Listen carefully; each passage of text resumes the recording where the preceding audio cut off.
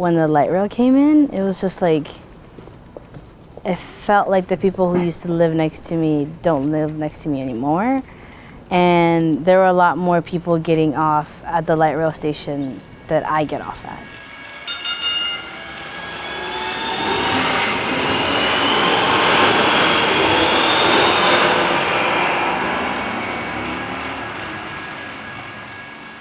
So when people are like disasters, they think like floods and things that you can point to, be like, oh yeah, my neighborhood changed because this natural disaster happened.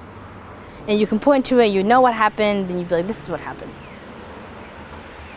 But when gentrification happens, unless you have the language for it and you're looking for it, it's very difficult to find, right? You're like, oh, all of a sudden, I don't live in this neighborhood anymore, it just got too expensive and now I'm leaving. But why did it get expensive?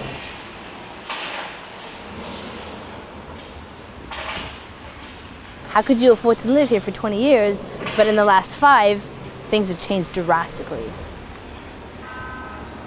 So it's its own form of disaster that we're ill-equipped to deal with because we don't know why it happens.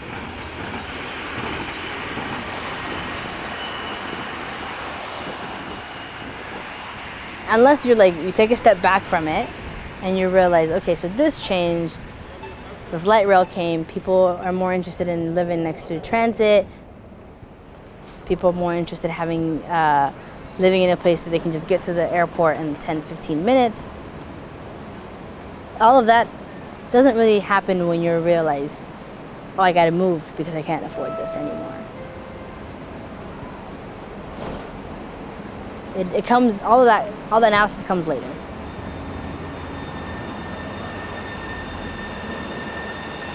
But it's its own form of disaster that is much more subtle than natural ones.